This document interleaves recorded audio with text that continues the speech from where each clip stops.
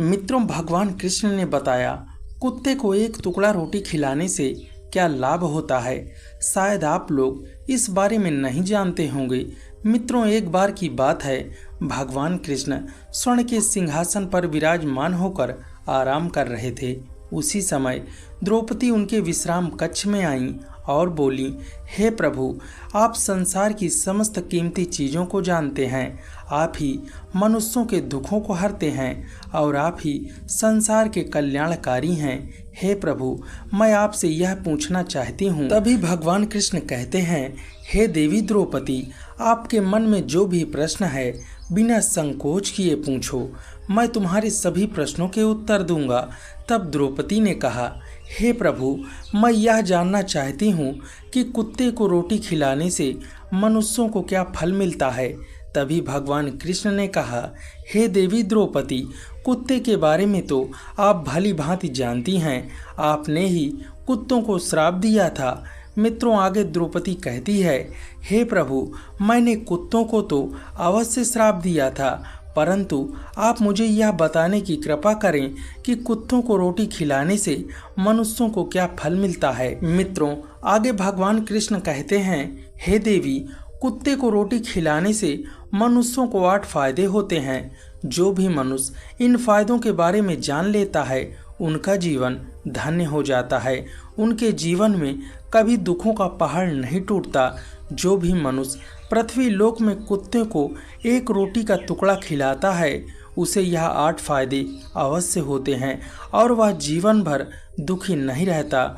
उसके बाद उसे मोक्ष की प्राप्ति होती है। दोस्तों, वह 8 बातें कौन सी हैं, आइए जानते हैं इस वीडियो में। मित्रों, भगवान कृष्ण कहते हैं, हे देवी द्रौपदी, अक्सर मनुष्य कई मौक़ों पर कुत्तों का नाम लेते हैं। जब भी कोई गलती कर देता है तो उनकी जुबां पर कुत्ते का नाम आता है। वे गाली कुत्ते को देते हैं, पर नाम कुत्ते का बदनाम होता है। तो क्या कुत्तों का नाम इतना गया गुजरा है? नमस्कार दोस्तों, आप सभी से निवेदन है कि इस कथा और कहानी को सुनने से पहले कमेंट बॉक्स में जय श्री कृष्ण, जय श्री राधे जरूर लिखें। वीडियो को एक लाइक करके चैनल को सब्सक्राइब कर लीजिएगा। तब मित्रों, आगे भगवान कृष्ण कहते हैं, हे देवी, एक सफ़ेद रंग का कुत्ता था जो बहुत ही लाचार भूखा प्यासा था। वह गांव में सभी के घर घर जाता था, किंतु उसको कोई भी एक रोटी का टुकड़ा नहीं देता था। वह भूख के मारे इधर उधर भटकता रहता। एक दिन वह घूमते घूमते वह एक ब्राह्मण के आश्रम में पहुंच जाता है। तब कुत्ता ब्राह्मण से कहता है, हे ब्राह्मण देव, मुझे लगता है आप बहुत ही विवेकशील और ज्ञानी हैं। मैं भूख और प्यास से बहुत ही व्याकुल हूँ। कृपया करके आप मुझे एक रोटी का टुकड़ा दे दें ताकि मैं अपनी भूख को शांत कर सकूं। तभी वह ब्राह्मण कहता है, हे बच्चे, क्या तुम्हें गांव में किसी ने एक रोटी का टुकड़ा नहीं दिया जिसे खाकर तुम अपनी भूख मिटा सको? मित्रों, आगे भगवान कृष्ण कहते हैं, हे देवी द्रौपदी, वह कुत्ता ब्राह्मण से कहता है, हे ब्राह्मण देव, मैं आपको क्या बताऊं, आप मेरी बातों पर यकीन नहीं करेंगे। तब वह ब्राह्मण कहता है, हे बच्चे, तुम अपनी बात निसंकोच होकर बताओ, हम तुम्हारी बातों पर जरूर विश्वास करेंगे। हमें तुम बहुत लाचार दिखाई पड़ते हो। तभी वह कुत्ता कहता है, हे ब्राह्मण देवता, मैं आपको अपनी आप बीती बताता हूँ। मित्रों, आगे भगवान कृष्ण कहते हैं, हे देवी द्रौपदी, वह कुत्ता ब्राह्मण से कहता है, हे ब्राह्मण देव, हे दुनिया के लोगों, हम पर रहम करो। हमारा कोई घर नहीं होता, हमारा कोई आसरा नहीं होता, कमा कर खाना हमें नहीं आता, हमें वस्त्र भी पहनने का ज्ञान नहीं है। इस सर्दी गर्मी बरसात में हम ऐसे ही घूमते रहते हैं। हमें पढ़ना लिखना भी नहीं आता। मित्रों, आगे भगवान कृष्ण कहते हैं, हे देवी द्रौपदी, वह कुत्ता कहता है, हे ब्राह्मण देव, आपकी तरह हमें अनुशासन नहीं आता, हमें आपकी तरह बोलना नहीं आता। यह हमारा दुर्भाग्य है कि आपकी तरह ही हमें भूख लगती है, आपकी तरह ही हमें चोट लगती है, आपकी तरह ही हमें दर्द होता है, हमें आपकी तरह रोना भी आता है। इन्हीं 3 कामों में हम आपकी बराबरी करते हैं, इसलिए हम पर आप दया दिखाइए, हमें और कष्ट मत दीजिए। ईश्वर ने तो हमें वैसे ही कष्ट देकर भेजा है, ऊपर से आप लोग हमें परेशान करते हैं। हम आपकी तरह मनुष्य नहीं हैं, हम पराधीन जीव हैं। हमारा जन्म होते ही हमारी आँखें और कान बंद होता है और हम कुछ नहीं कर सकते कि जन्म के समय किस प्रकार से हमारा स्वागत हुआ है। हालांकि कई लोग मानते हैं कि जन्म के समय, खुशी के समय नाच गान होता है, लेकिन हमारे जन्म पर कौन खुशी मनाए यह तो कोई भी नहीं जानता। हमारे जन्म पर भी यह सब हो सकता है, लेकिन जब हमारी आंखें खुली तो हमने देखा कि हमारी माँ, जिन्हें आप लोग कुतिया कहते हैं, अपने 4 बच्चों को छाती से लिपटाकर भारी राख के बीच पड़ी रहती थी। हम 4 भाई थे, सबसे छोटा होने के कारण मुझ में कमजोरी भी थी। हमारी माँ हमें जब जब ज़रूरत होती वह हमारे पास आती, उन्हें भी हमारे भोजन की ज़रूरत करानी पड़ती थी। अगर वह खाना न खाती तो हमें दूध कहाँ से पिलाती। हम चारों एक माँ से आश्रित थे, वे हमेशा हमें अपना परिवार समझती थी। वह बेचारी हमेशा हमारे भोजन के लिए इधर उधर दौड़ती रहती थी। कभी हमें भोजन मिल भी जाता, कभी नहीं, लेकिन वह हमेशा हमारा ख्याल रखती थी। आखिर माँ रात रात भर जागकर हमारे गांव की रक्षा करती थी। हमें मजबूरी में ऐसा करना पड़ता। दूसरे गांव के कुत्ते हमारी माँ के डर से हमारे गांव में नहीं आते थे। अगर किसान खेत में अगर कोई खड़ी फसल खाने आता तो हमारी माँ उसे दौड़ाकर भगा देती थी। गांव वालों के लिए इतना सब कुछ करने के बाद कुछ लोग उन्हें भोजन नहीं देते थे। उनके लिए मजबूर होकर उन्हें छीना झपटी करना पड़ता था। कई बार लोग लाठी डंडे से पीटकर उन्हें भगा देते थे। बेचारी उस दिन भूखी रहकर पेट की आग में जलती रहती थी। मित्रों, भगवान कृष्ण कहते हैं, हे देवी द्रौपदी, वह कुत्ता कहता है, हे ब्राह्मण देवता, आखिर भूख तो हमें आपकी तरह ही लगती है। ऊपर से उसे अपने 4 बच्चों की चिंता भी लगी रहती थी। आखिर माँ जो थी, भूख उसे चैन से बैठने नहीं देती और गांव वालों का भी उसे देखकर हृदय नहीं पसीजता, तो बेबस होकर उसे दूसरों के घर में चोरी से घुसना पड़ता और खाने की कोई चीज़ मिल जाती तो उसे खाकर अपने पेट की आग बुझा लेती। वह कुत्ता ब्राह्मण से कहता है, हे ब्राह्मण देव, हमारी माँ ने क्या बिगाड़ा था? उसने अपने पेट के लिए ही भोजन ही तो चुराया था।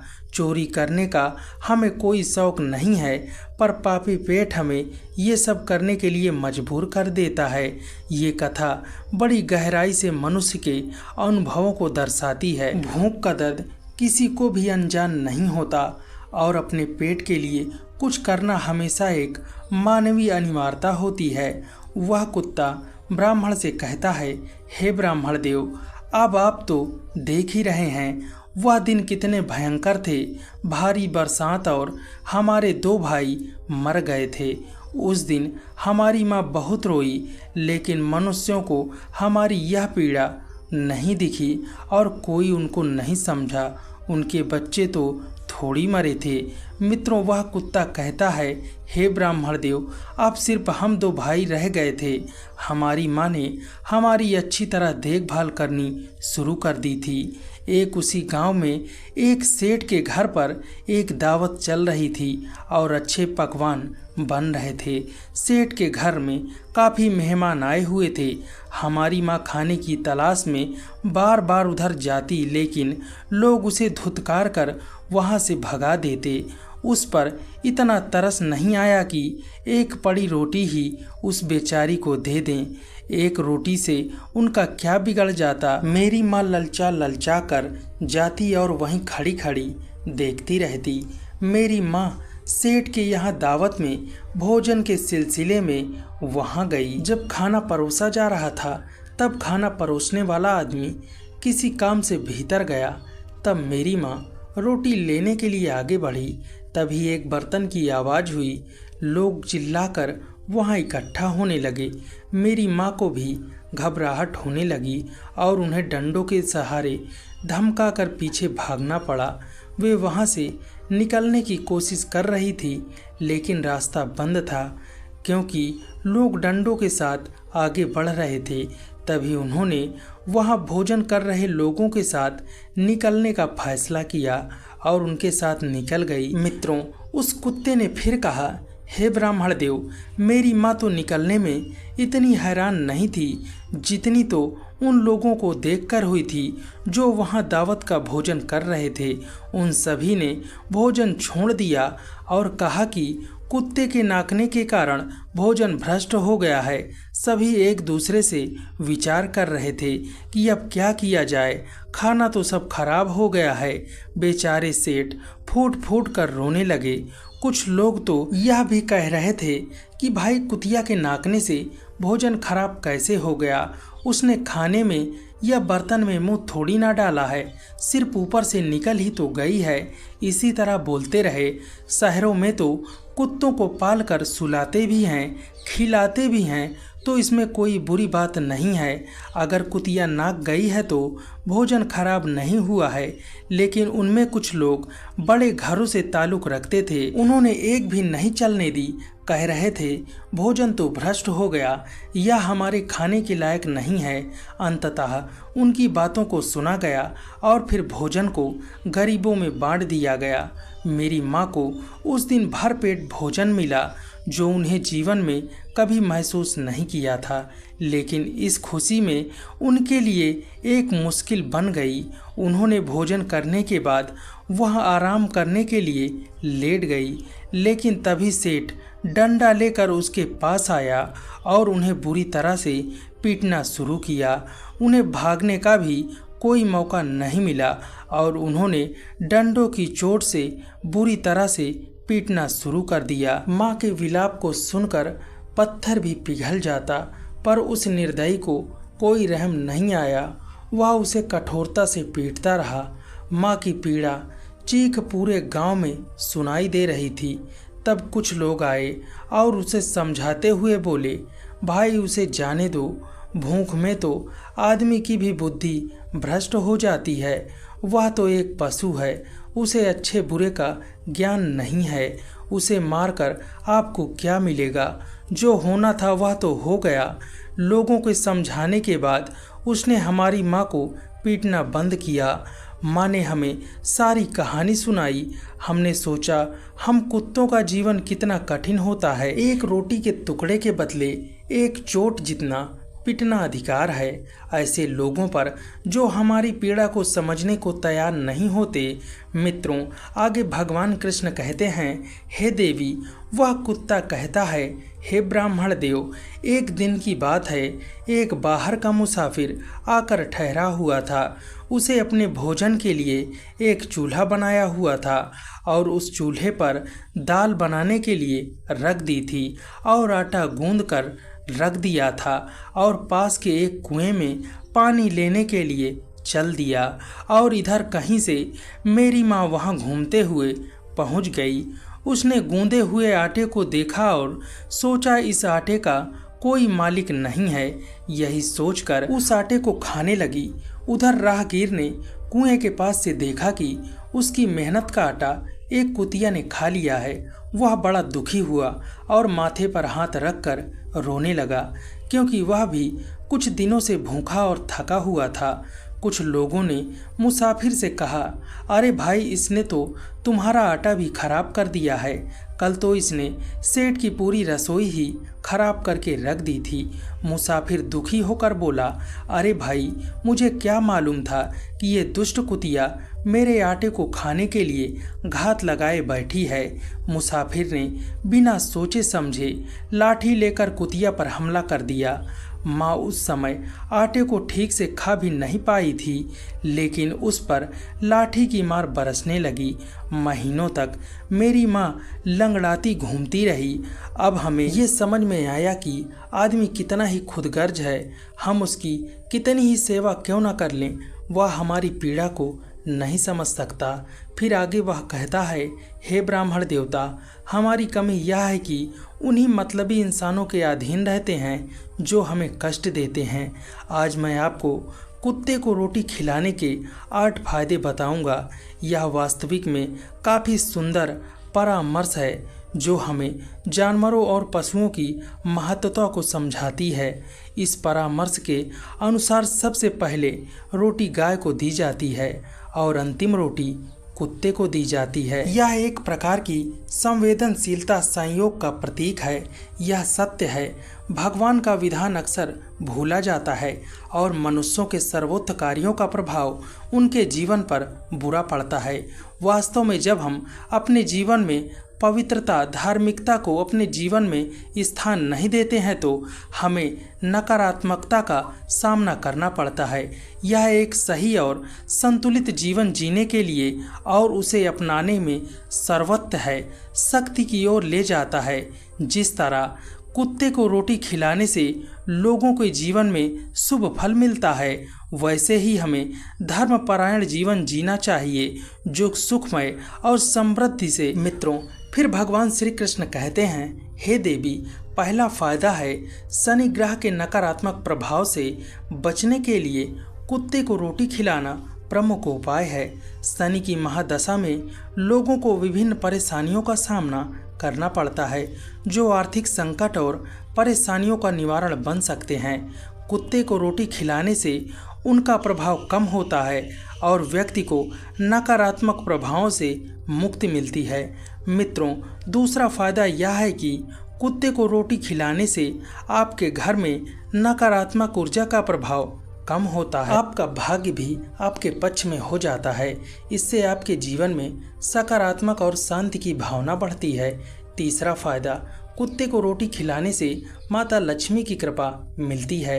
आपके घर में समृद्धि की वृद्धि होती है और धन और संपत्ति में स्रोतों को बढ़ावा होता है और आपके जीवन में आर्थिक भावना को मजबूत करता है। नंबर 4, कुत्ते को रोटी खिलाने से आपके ऊपर कर्ज नहीं बढ़ता, कर्ज से मुक्ति मिलती है और आपकी आर्थिक स्थिति में सुधार आता है। 5वां फायदा, कुत्ते को सुबह शाम भोजन देने से व्यापार बहुत अच्छे से चलता है। यह आपके व्यापार में लाभ की वृद्धि करता है और उसे समृद्धि की दिशा में अग्रसर बनाता है। नंबर 6, कुत्ते को रोटी देने से आपकी आयु में वृद्धि होती है, अटका हुआ धन आपको मिल जाता है। यह आपके आर्थिक एवं स्वास्थ्य की स्थिति में सुधार करता है और आपको जीवन में आनंदपूर्वक जीने का अवसर प्रदान करता है। 7वां फायदा, कुत्ते को रोटी देने से हमेशा आपका स्वास्थ्य अच्छा रहता है। मानसिक रूप से आप मजबूत रहते हैं, मन ऊर्जावान रहता है, अच्छे विचार आपके मन में आपके अंदर आते हैं। इससे आपका जीवन सुख एवं समृद्ध शक्तिशाली बना रहता है। नंबर 8, कुत्ते को रोटी खिलाने से भगवान प्रसन्न रहते हैं क्योंकि भगवान को समस्त जीवों की चिंता रहती है और जो समस्त जीवों पर दया दिखाता है भगवान उस पर हमेशा प्रसन्न रहते हैं। इसलिए कुत्तों को कभी भी रुलाना नहीं चाहिए। तो मित्रों, उम्मीद करते हैं जानकारी आपको पसंद आई होगी। वीडियो पसंद आया हो तो प्लीज़ वीडियो को एक लाइक ज़रूर कीजिएगा। अगर चैनल पर नए हो तो चैनल को सब्सक्राइब कर लीजिएगा। मिलते हैं अगले वीडियो में। आपका दिल से धन्यवाद।